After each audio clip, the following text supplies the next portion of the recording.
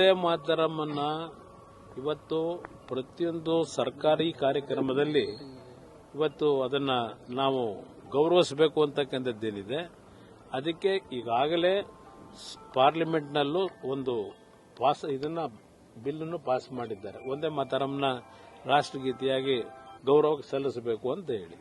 ಆದರೆ ಎಲ್ಲರೂ ಗೌರವಿಸಬೇಕು ಅಂತಕ್ಕಂಥದ್ದು ಬಹುತೇಕರ ಒಂದು ಭಾವನೆ ಏನಿದೆ, ಅದನ್ನು ಗೌರವಿಸಬೇಕಾದಂಥದ್ದು ಎಲ್ಲ ಪಕ್ಷಗಳ ಕರ್ತವ್ಯ. ಅದರಿಂದ ಕಾಂಗ್ರೆಸ್ ನಾಯಕರುಗಳು ಇದರಲ್ಲಿ ಸಣ್ಣತನ ತೋರಿಸೋ ಅವಶ್ಯಕತೆ ಇಲ್ಲ. ಯಾಕೆಂದ್ರೆ ಮಹಾತ್ಮ ಗಾಂಧಿಯವರ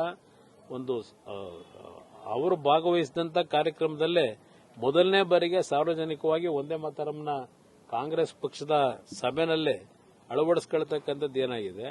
ಇವತ್ತು ಕಾಂಗ್ರೆಸ್ನ ನಾಯಕರುಗಳಿಗೆ ಹೇಳ್ತಕ್ಕಂಥದ್ದು, ಇದನ್ನ ನೀವು ಸಣ್ಣತನದಲ್ಲಿ ಹೋಗಿ ನಿಮಗೆ ಏನು ಈ ದೇಶದಲ್ಲಿ ಒಂದು ರೀತಿಯಲ್ಲಿ ನಿಮ್ಮಗಳ ಬಗ್ಗೆ ಜನಗಳ ಅಭಿಪ್ರಾಯಗಳು ಮೂಡ್ತಾ ಇದೆ.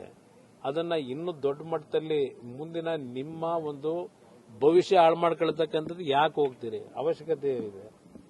ಈಗ ಸೋನಿಯಾ ಗಾಂಧಿಯಿಂದ ನೀವೇನು ಬಯಸಕ್ ಸಾಧ್ಯ? ಸೋನಿಯಾ ಗಾಂಧಿ ಅವರೇನು ನಮ್ಮ ರಾಷ್ಟ್ರದವರ? ಅವರೇನೋ ಹಿಂದೆ ಮದುವೆ ಆದರೂ ಬಂದರು, ಆದರೆ ಅವ್ರ ರಕ್ತ ಹರಿತಿರೋದೆಲ್ಲ ಹೆಚ್ಚು ಕಡಿಮೆ ಇಟಲಿ ರಕ್ತವೇ ಅಲ್ವಾ? ಅದರಿಂದ ವಂದೇ ಮಾತರಂ ಬಗ್ಗೆ ಅಲ್ಲಿ ಮೊನ್ನೆ ನಡೆದಂತ ಕಾಂಗ್ರೆಸ್ನ ಸ್ವಾತಂತ್ರ್ಯ ದಿನಾಚರಣೆ ಕಾರ್ಯಕ್ರಮದಲ್ಲಿ ಆ ಸನ್ನೆ ಪನ್ನೆಗಳು ಏನೇನು ನಡೆದವೆ, ಅದಕ್ಕೆ ನಾವು ಕುರ್ಚಿ ಹಾಕ್ಲಿಕ್ಕೆ ನಾವು ಸನ್ನೆ ಮಾಡಿದ್ದು ಅಂತಕ್ಕಂಥ ಕಾರಣಗಳು ಕೊಡ್ತಾ ಇದ್ದಾರೆ. ಇದು ಸತ್ಯಾಸತ್ಯತೆ ಜನ ನೋಡ್ತಾರೆ. ಈಗ ಅಷ್ಟು ಸುಲಭ ಅಲ್ಲ, ಸುಳ್ಳು ಹೇಳಿ ತಪ್ಪಿಸ್ಕೊಳ್ಳಿಕ್ಕೆ ಆಗೋದಿಲ್ಲ.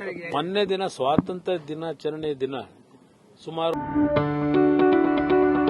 ಯಾವುದೇ ಸುದ್ದಿಯ ಅಪ್ಡೇಟ್ ಅನ್ನ ಮಿಸ್ ಮಾಡ್ಕೊಳ್ಬಾರ್ದು ಅಂದ್ರೆ ಈಗ್ಲೇ ಒನ್ ಇಂಡಿಯಾವನ್ನ ಸಬ್ಸ್ಕ್ರೈಬ್ ಮಾಡಿ. ನಿಮಗೆ ಬೇಕಾದ ಭಾಷೆಯಲ್ಲಿ ಎಲ್ಲಾ ಸುದ್ದಿ ತಿಳಿಬೇಕು ಅಂದ್ರೆ ಒನ್ ಇಂಡಿಯಾ ಆಪ್ ಅನ್ನ ಡೌನ್ಲೋಡ್ ಮಾಡ್ಕೊಳ್ಳಿ.